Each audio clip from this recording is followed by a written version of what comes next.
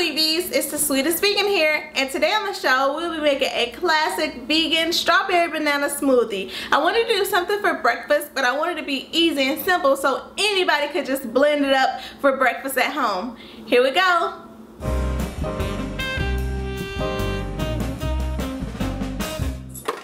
Start by putting all of your ingredients into the blender. 1 ripe banana, I froze mine overnight so I wouldn't have to use ice cubes.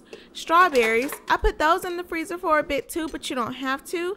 And then add in your liquid. I'm using almond milk because it is delicious and nutritious.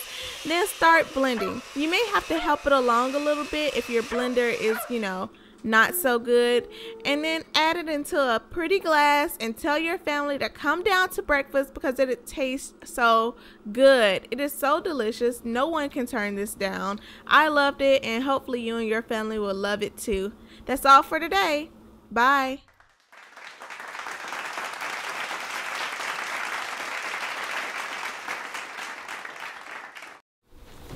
Do you remember the old segment? He remembers, so we're not doing that today. You want to get up in the chair and do your little part? Okay, well, I'll put you in the show, okay?